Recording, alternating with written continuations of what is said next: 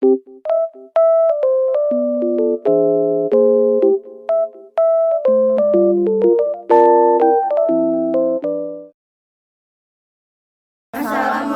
warahmatullahi wabarakatuh. Di sini kami akan menjelaskan sejarah tentang pemilu tahun 1999. Pertama-tama, perkenalkan saya Sakilon Rohtavia. Saya Vina Fauzi. Saya Ardiantira Teriwati. Saya Ratun Dahlia. Saya Amelia Duyanti. Saya Ines Hasna Zalfani. Sekarang kami akan menjelaskan tentang sejarah pemilu tahun 1999. Pemilu tahun 1999 merupakan momen bersejarah bagi Indonesia. Setelah selama lebih dari 30 tahun di bawah kekuasaan rezim otoriter Orde Baru, pemilihan umum ini merupakan yang pertama kali diadakan setelah jatuhnya Orde Baru pada tahun 1998 dan merupakan awal dari era demokrasi di Indonesia. Sistem pemilihan umum pada tahun 1999 menggunakan metode pemilihan proporsional.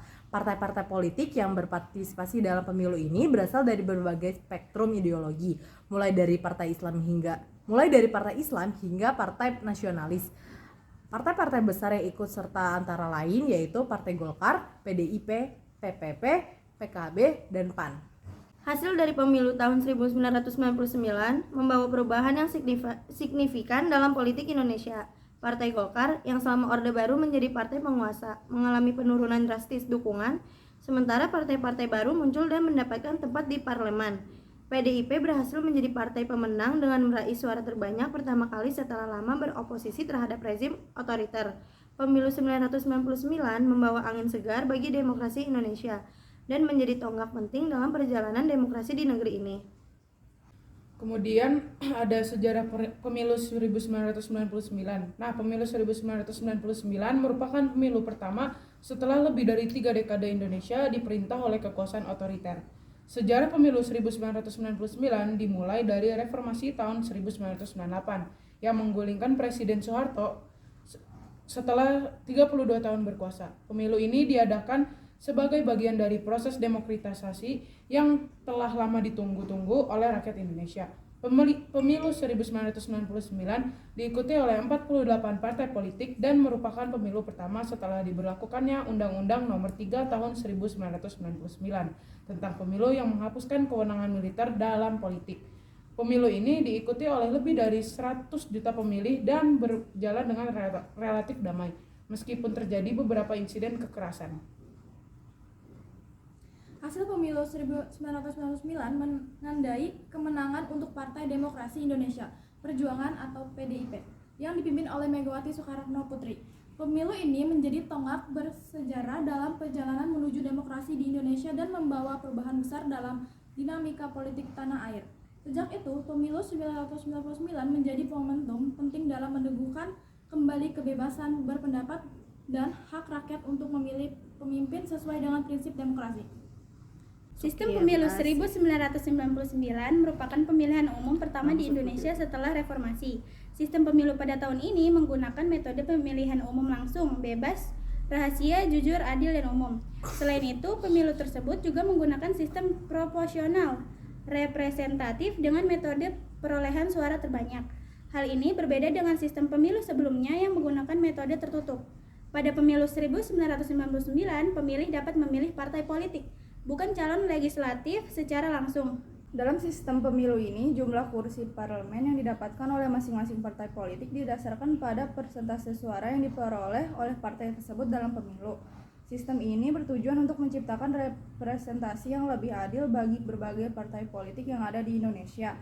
Pemilu 1999 secara historis menjadi tonggak penting dalam proses demokratisasi Indonesia pasca Orde Baru. Pemilu ini mengakhiri dominasi satu partai politik yang selama ini terjadi dan membuka jalan bagi partai-partai politik lain untuk turut serta dalam panggung politik Indonesia. Nah, di situ ada hasil pemilu 1999. Pemilu 1999 menandai awal dimulainya era demokrasi di Indonesia dengan diberlakukannya sistem multipartai. PDIP berhasil meraih suara terbanyak dengan 33,73%, diikuti oleh Golkar dengan 22,45% dan PAN dengan 12,73%. Pemilu ini juga menjadi awal munculnya partai-partai baru yang ikut serta dalam pesta demokrasi seperti PKB, PBB, dan Partai Keadilan. Partisipasi masyarakat dalam pemilu ini cukup tinggi, menandakan semangat demokrasi yang kuat setelah puluhan tahun terkekang oleh sistem otoriter.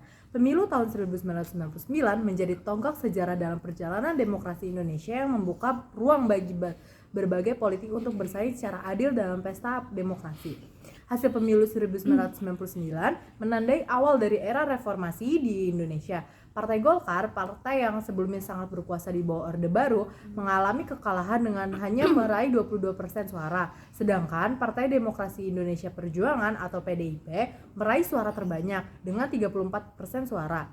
Megawati Soekarno Putri sebagai ketua PDIP menjadi tokoh sentral pemilu tahun 1999 dan muncul sebagai salah satu tokoh paling berpengaruh dalam politik Indonesia setelah itu.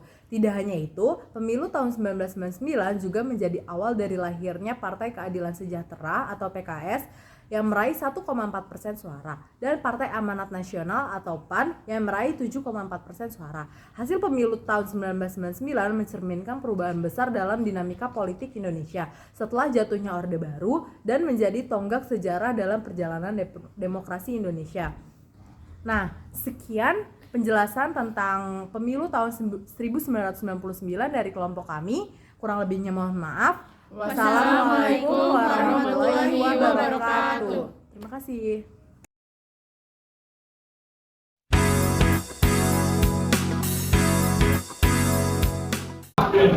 Guys, kalian tahu nggak sih di artikel ini itu menjelaskan pada tahun 2004 pemilu umum ini adalah yang pertama kalinya diselenggarakan Indonesia.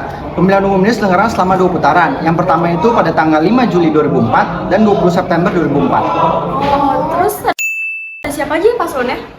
Nah, kalau di artikel ini ada sebanyak 6 paslon yang mendaftarkan diri. Yang pertama adalah Abdurrahman Wahid dan Marwah Daud Ibrahim. Yang kedua ada Amin Rais dan Siswono Yudhohusodo. Yang ketiga ada Hamzah Has dan Agung Gumelar. Yang keempat ada Megawati Soekarno Putri dan Hashim Muzadi. Yang kelima ada Susilo Bambang Yudhoyono dan Yusuf Kala. Yang keenam ada Wiranto dan Salahuddin Wahid.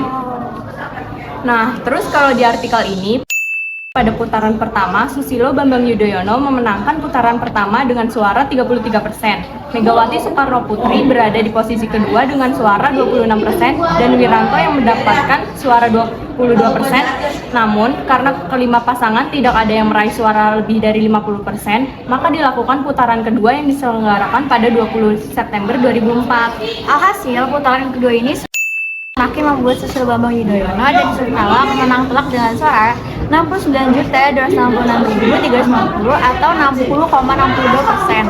Sedangkan pesaingnya Megawati dan Hashim mendapatkan suara 44.990.704 atau 39,38%. Nah, dari data yang tadi disebutin, di sini dikasih tahu kalau berdasarkan hasil pemilihan umum itu, pasangan calon Susilo Bambang Yudhoyono dan Muhammad Yusuf Kala ditetapkan sebagai presiden dan wakil presiden terpilih. Pelantikannya itu diselenggarain pada tanggal 20 Oktober 2004 pada sidang paripurna Majelis Permusyawaratan Rakyat. Gitu. Oh alah, ternyata kasusnya panjang juga ya, sampai 2 putaran, udah kayak tahun sekarang, 1 putaran. Kayaknya.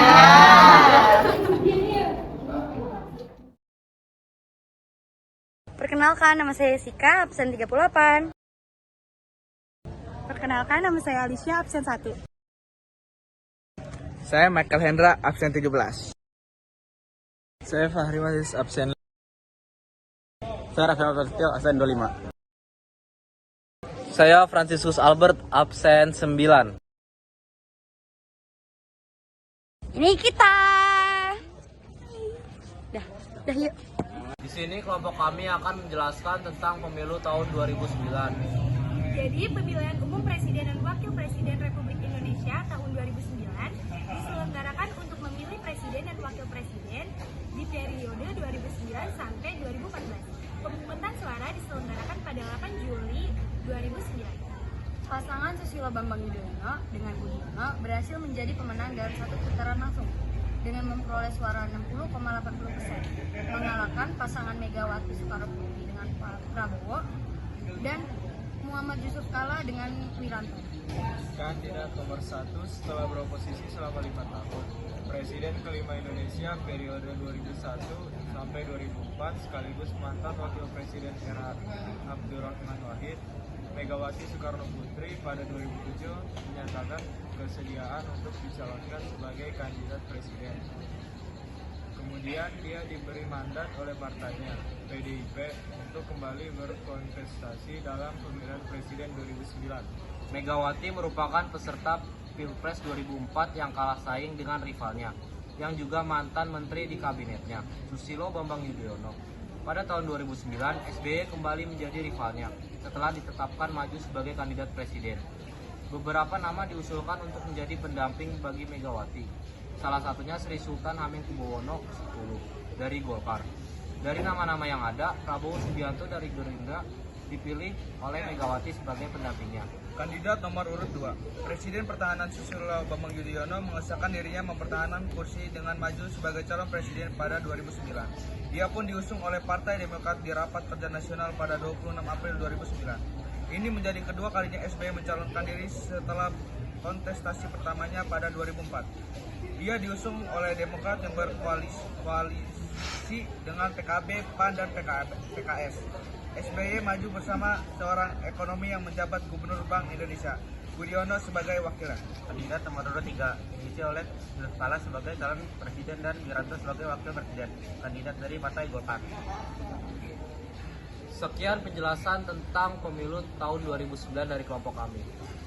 Bila ada yang salah, mohon maaf lahir dan batin.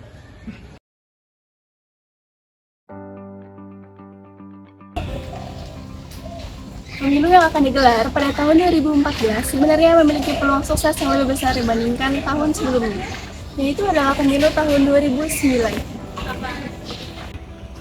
Pemilu 2014 tidak lebih baik dibandingkan pemilu 2009 yang berasaskan luber jurdil dan demokrasi. Daftar calon peserta pemilu presiden dan wakil presiden tahun 2014 yaitu pasangan calon dengan nomor urut 1 adalah Bapak Prabowo Subianto sebagai capres dan Bapak Hatta Rajasa sebagai cawapres. Lalu pasangan calon dengan nomor urut 2 ada Bapak Joko Widodo sebagai capres dan Bapak Yusuf Kala sebagai cawapres.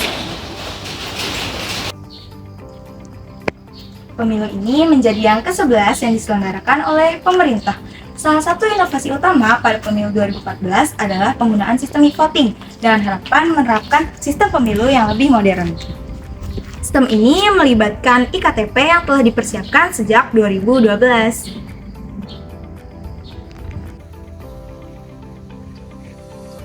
Pemilu 2014 di Indonesia melibatkan serangkaian tahapan. Berikut diantaranya. Yang pertama, masa kampanye. Yang kedua, pencoblosan pemilu untuk WNI di luar negeri. Yang ketiga, masa tenang. Yang keempat, pemungutan suara pemilu. Yang kelima, penghitungan suara. Yang keenam, rekapitulasi hasil penghitungan suara tingkat nasional. Yang ketujuh, penetapan hasil pemilu secara nasional dan penetapan partai politik memenuhi ambang batas. Yang kedelapan, penetapan perolehan kursi dan calon terpilih tingkat nasional sampai dengan kabupaten atau kota. Yang kesembilan, audit dana kampanye.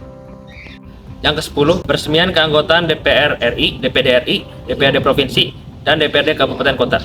Yang ke-11, kampanye pemilu presiden dan wakil presiden. Yang ke-12, pemungutan suara pemilu presiden. Yang ke-13, penghitungan dan rekapitulasi hasil suara pemilu presiden. Yang ke-14, penetapan hasil suara pemilu presiden. Yang ke-15, kemungkinan pemilu presiden putaran 2 dan daerah pelantikan keanggotaan DPRD. Yang ke-16, pelantikan keanggotaan DPR dan DPD RI. Yang ke-17, pelantikan presiden dan wakil presiden 2014-2019. Yang ke-18, pengumuman dan pelantikan kabinet. Pemilihan presiden dan wakil presiden ini pada akhirnya dimenangkan oleh pasangan Joko Widodo dan Yusuf Kala dengan perolehan suara sebesar 53,15%,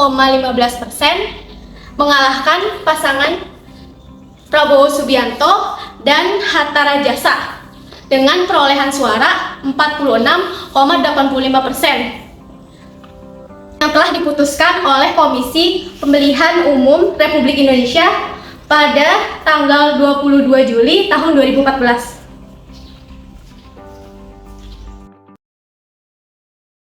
Assalamualaikum warahmatullahi wabarakatuh. Kami kelompok pemilu 2019 kelas 12 IPA 2. Dengan saya Minda Yuni Ashifa. Saya Dahmaras Kamulyawan. Saya Ramil Fatiha. Saya Nabila Aulia. Saya Nisa Yusufana. Saya Sekar Asri Pramesti. Saya Ramadan Hasan Wibowo. Akan menjelaskan seputar pemilu tahun 2019. Pada tanggal 17 April 2019, rakyat Indonesia melaksanakan pesta demokrasi, yaitu pemilu yang dilaksanakan serentak, diikuti oleh 192 juta penduduk yang tersebar lebih di 800 TPS. Bahkan terdata pula sebanyak 3.500 ODGJ dan lebih dari 60 juta pemilih milenial siap menggunakan hak pilihnya. Pemilu tahun 2019 merupakan pemilu yang kelima yang diadakan setelah adanya reformasi. Yang membedakan pemilu tahun 2019 dengan tahun yang sebelumnya adalah pemilihan eksekutif dan legislatif yang dilakukan secara bersamaan. Sehingga pada pemilu ini ada 5 kertas suara yang harus dicoblos. Pada tahun 2019, biaya penyelenggaraan pesta demokrasi diadakan besar-besaran di seluruh Indonesia. Bahkan, terjadi pembengkakan biaya penyelenggaraan. Berdasarkan data yang didapat, telah dianggarkan sekitar 24,8 triliun.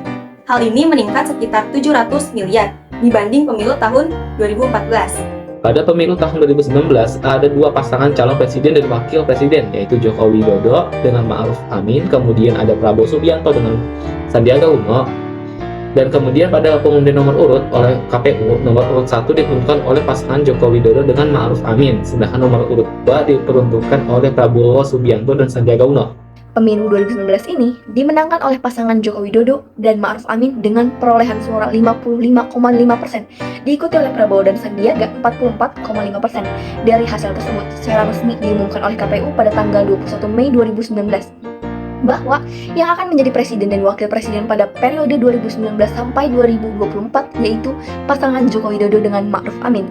Namun, hasil Pilpres ini menuai kontroversi karena tidak diterima oleh Badan Pemenangan Nasional Prabowo Sandi. BPN Prabowo Sandi menganggap hasil pemilu penuh kecurangan dan ketidakadilan. Untuk itu, BPN Prabowo Sandi mengajukan gugatan kepada MK. Namun karena kurangnya bukti-bukti kecurangan serta laporan yang diberikan oleh BPN Prabowo Sandi, sehingga MK pun memutuskan untuk menolak seluruh gugatan perselisihan hasil pemilu 2019.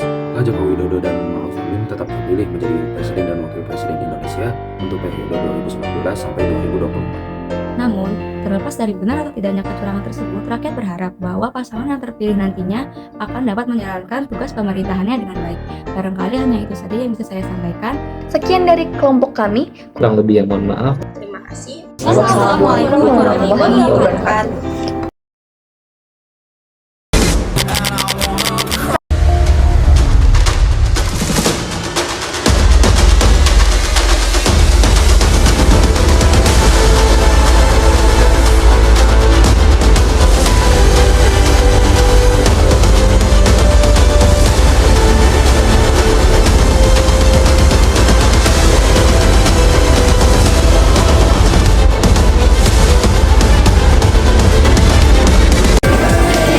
Assalamualaikum warahmatullahi wabarakatuh. Saya dari kelompok 7 ingin menjelaskan berita tentang pemilu tahun 2024. Assalamualaikum warahmatullahi wabarakatuh. Perkenalkan, nama saya Faiz Baudin. Nama saya Yusuf Aji Nugroho. Di sini kami ingin menjelaskan tentang pasangan calon presiden Indonesia nomor urut 1. Nah, yang pertama itu untuk calon presidennya ada Bapak Anies Rashid Baswedan. Dan untuk calon wakil presiden ada Muhaimin Iskandar. Dan untuk pasangan nomor 1 mempunyai visi yaitu Indonesia adil makmur untuk semua. Dan misinya memastikan ketersediaan kebutuhan pokok dan biaya hidup murah melalui kemandirian pangan, ketahanan energi, dan kedaulatan air. Yang kedua, mengentaskan kemiskinan dengan memperluas kesempatan berusaha dan menciptakan lapangan kerja. Dan yang ketiga, ada mewujudkan keadilan ekologis berkelanjutan untuk generasi mendatang juga. Oke, buat partai pendukungnya dari pasangan calon nomor 1 itu ada Partai Nasdem, ada Partai PKS, sama Partai PKB, sama ada Partai Umat. Oke. Anies Baswedan saat ini berusia 55 tahun. Beliau lahir pada 7 Mei 1969 di Kuningan, Jawa Barat. Ayahnya bernama Rashid Baswedan, berprofesi sebagai dosen Fakultas Ekonomi di Universitas Islam Indonesia. Dan ini ada perjalanan karir Anies Baswedan. Yang pertama, peneliti pusat antara Universitas Ekonomi Universitas Gadjah Mada, lalu ada kemitraan untuk reformasi tata kelola pemerintahan, Direktur Riset Indonesia Institute Center, Rektor Universitas Paramadina, Ketua Yayasan Gerakan Indonesia Mengajar, peserta konvensi Capres Partai Demokrat, penggagas turun tangan, juru bicara, dan Menteri Pendidikan dan Kebudayaan Republik Indonesia, lalu Gubernur DKI Jakarta. Oke, selanjutnya itu ada calon wakil presidennya, itu ada Muhaimin Iskandar. Muhaimin Iskandar atau dipanggil Gus Imin atau Caimin sudah melalang buana di dunia politik dan aktif di berbagai organisasi selama puluhan tahun. Caimin sudah memimpin Partai Kebangkitan Bangsa atau PKB sejak tahun 2005, yang dimana itu sudah berusia kurang lebih 17 tahun lebih. Nah, Muhaimin Iskandar lahir di Jombang pada 24 September tahun 1996. Selanjutnya ada perjalanan karir dari Bapak Muhaimin Iskandar. Pada tahun 1992 hingga 1994, Muhaimin menjabat sebagai Kepala Divisi Peneliti Lembaga Pendapatan Umum. Ia pun rangkap jabatan menjadi Kepala Litbang Tabloid Detik pada tahun 1993. Karir politik Muhaimin Iskandar dimulai ketika duduk menjadi Sekretaris Jenderal Dewan Pimpinan Pusat PKB periode 1992 hingga 2002. Selanjutnya ia menjadi Ketua Fraksi PKB pada 1999 hingga 2004, sekaligus menjabat sebagai Wakil Ketua DPR RI selama 2 periode, yakni 1999 hingga 2004, dilanjutkan pada 2004 hingga 2009.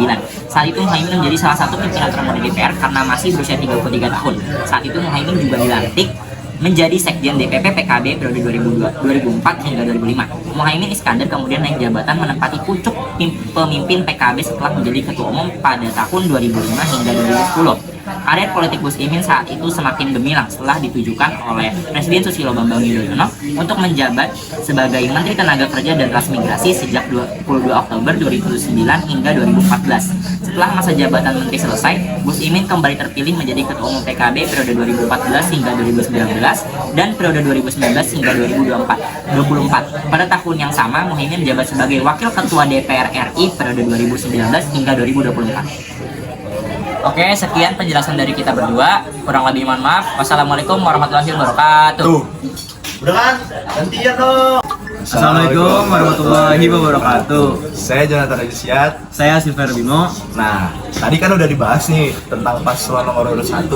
Sekarang kita bakal bahas paslon nomor urut 2. Itu siapa aja, Bim? Yang pertama capresnya Prabowo Subianto dengan cawapresnya Gibran Rakabuming Raka. Jadi apa tuh? Mereka ini siapa aja sih yang ngusung? Pengusungnya? Iya. Kalau nggak salah inget ya, ada 6. Nih, pertama tuh ada dari Gerindra, 1 Golkar, Demokrat, PAN, PSI, PBB, sama dari Partai Garuda. Banyak ya? Ya lumayan banyak lah. Paling banyak kalau nggak salah sih. Banyak ya? Iya. Keren dong. Terus habis itu, kenapa sih kita harus milih dia? Emang visi misinya apa aja? Kalau dari ini ya, sumber yang gue dapet ya, visi misinya itu bersama Indonesia Maju menuju Indonesia Emas 2045. Nah terus ada beberapa misinya nih, ada 8. Tapi gue bacain poin-poin yang awal-awal aja. Yang pertama, memperkokoh ideologi Pancasila, demokrasi, dan hak asasi manusia. 2. Memantapkan sistem pertahanan keamanan negara dan mendorong kemandirian bangsa melalui swasembada pangan, energi, air, ekonomi syariah, ekonomi digital, ekonomi hijau, dan ekonomi biru. Terus yang ketiga, melanjutkan pengembangan infrastruktur dan meningkatkan lapangan kerja yang berkualitas, mendorong kewirausahaan, mengembangkan industri kreatif, serta mengembangkan agromaritim industri di sentra produksi melalui peran aktif koperasi. Ya sebenarnya masih ada beberapa lagi, tapi cukup panjang kalau dibacain. Banyak. Tapi gue dengar lu katanya ini sering banget ikutin politik gitu. Jadi lu ini dong pasti tahu dong rekam jejaknya gimana. Kalau dari yang gue baca, dulu Prabowo itu adalah Letnan Jenderal. Jadi dulunya dia itu TNI. Setinggi itu? Iya, bintang 3. dulu dia itu pernah menjadi komandan Kopassus waktu masih jadi TNI. Dan untuk Gibran sekarang dia menjabat sebagai wali kota Solo, dipilih di tahun 2021. Belum terlalu lama ya? Belum terlalu lama. Tapi kan karena peraturan baru ini dia harus turun di tahun 2024. Oh iya. Karena ada pilkada serentak. Iya benar. Nah, tadi nyebutin jabatan dari Gibran ya. Sekarang Prabowo tuh ngapain sih? Ngejabat apa dia? Oh, dulunya kan dia di TNI. Jadi sekarang jabatannya juga nggak jauh-jauh dari masalah keamanan dan pertahanan. Dia sekarang menjabat jadi Menteri Pertahanan Republik Indonesia. Nah, jadi mungkin sekian penjelasan singkat dari paslon nomor 2. Terima kasih, kurang lebihnya mohon maaf. Assalamualaikum warahmatullahi wabarakatuh. Nah, gantian sekarang gua nih. Assalamualaikum warahmatullahi wabarakatuh. Perkenalkan, nama saya Rian Brilian. Nama saya Kalbut Kaulibat. Kita akan membahas Capres nomor urut 3. Ada siapa aja? Ada Ganjar Pranowo sama Mahfud MD. Nah, Capres nomor urut 3 ini mempunyai visi misi. Visinya tuh gerak cepat menuju Indonesia unggul. Nah, misinya tuh ada manusia Indonesia yang sehat, terdidik, dan sejahtera. Yang kedua itu Indonesia unggul dalam bidang inovasi dan teknologi. 3, ekonomi yang tangguh dan berdikari. 4, hilangnya kemiskinan dan ketimpangan antar wilayah dari akarnya. Nah, yang kelima adalah ekosistem digital yang mengutamakan akses internet cepat dan terjangkau. Keenam, pembangunan ekonomi yang memperhatikan kelestarian lingkungan. 7, demokrasi terjaga melalui pemberantasan korupsi dan pemerintahan inklusif berlandaskan supremasi hukum. Yang ke-8, Indonesia bangsa terhormat di kancah internasional serta pertahanan yang tangguh dan modern. Sedangkan gabungan partai politik pengusungnya ada PDI, PPP, Hanura, dan Partai Perindo. Nah, Pak Ganjar Pranowo ini lahir tanggal 28 Oktober 1968. Adalah seorang politisi, mantan gubernur Jawa Tengah 2 periode sejak 23 Agustus 2013 sampai 5 September 2023. Sebelumnya ia merupakan anggota Dewan Perwakilan Rakyat dari fraksi PDI Perjuangan periode 2004 sampai 2009 dan 2009 sampai 2013. Ia juga sedang menjabat sebagai Ketua Umum Keluarga Alumni Universitas Gadjah Mada Agama selama 2 periode, yaitu 2014 sampai 2019 dan 2019 sampai 2024, serta Ketua Umum Persatuan Radio TV Publik Daerah seluruh Indonesia.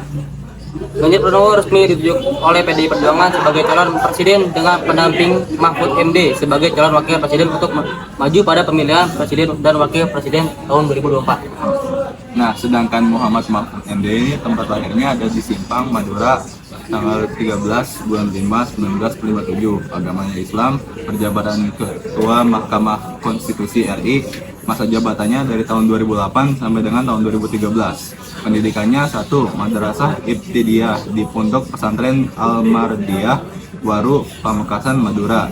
2. SD Negeri Waru, Pamekasan, Madura. 3. Pendidikan Guru Agama Negeri PGAN SLTP 4 tahun, Pamekasan, Madura. 4. Pendidikan Hakim Islam Negeri PHIN SLTA 3 tahun, Yogyakarta. S1 Fakultas Hukum, jurusan Hukum Tata Negara Universitas Islam Indonesia di Yogyakarta. S1 Fakultas Sastra dan Kebudayaan Sasdaya, jurusan Sastra Arab Universitas Gadjah Mada Yogyakarta. Program Pasca Sarjana S2 Ilmu Politik Universitas Gadjah Mada Yogyakarta. Program Doktoral S3 Ilmu Hukum Tata Negara Universitas Gadjah Mada Yogyakarta. Sekian dari penjelasan mengenai paslon nomor 3 dari kami. Kurang lebihnya mohon maaf. Assalamualaikum warahmatullahi wabarakatuh.